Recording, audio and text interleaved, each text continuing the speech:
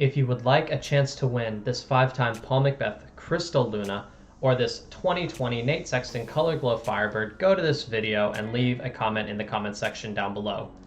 What is up, disc golfers? Today on Iceberg TV, I want to go over the MPO power rankings for the 2021 season. We have Calvin Heimburg in the rank 1 position, and I want to give my opinion as to why I think that's the right position for Calvin and why I think that overall Calvin Heimburg probably will have a better overall season.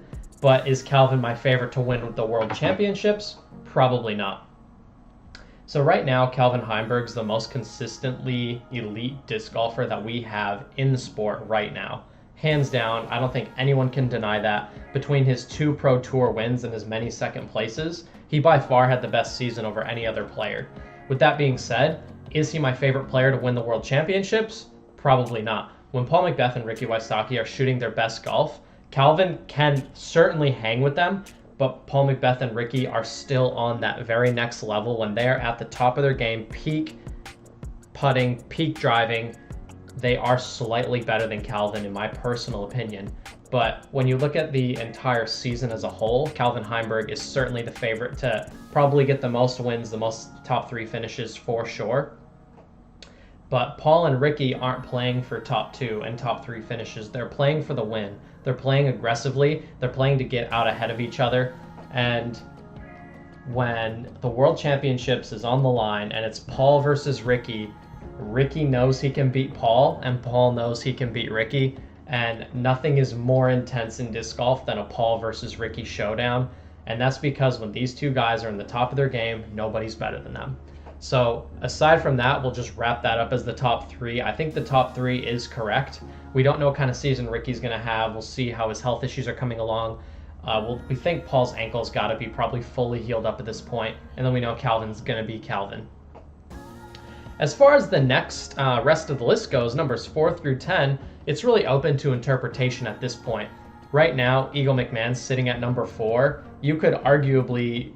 I think Eagle's pretty solid in 4, but you could arguably put Chris Dickerson above Kevin Jones. I think Nico LaCastro might need to be a little bit lower on this list and maybe chuck a Nate Sexton in there. Because if you're looking at the full season, if Nate Sexton is playing in every single event in the season, he's probably going to get more top 10 finishes than most of the guys on this list.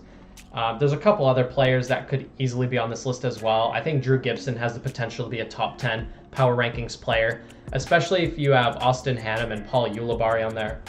Not to say that these guys are bad players, but they've popped up 10 and 7 spots to get these number 9 and 10 places.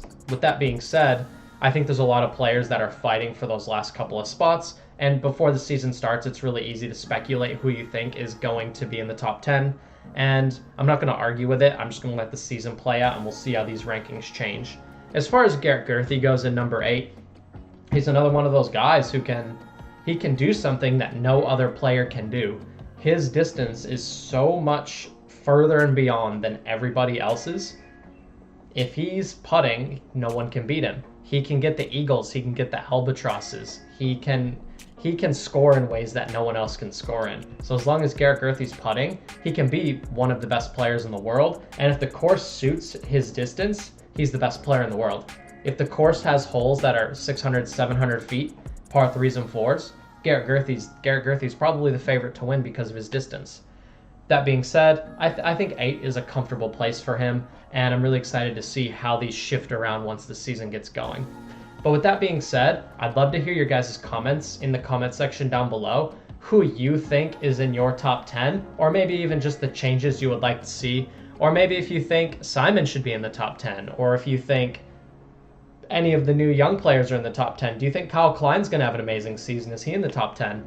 That being said, thank you for watching. This is Iceberg TV, and take care.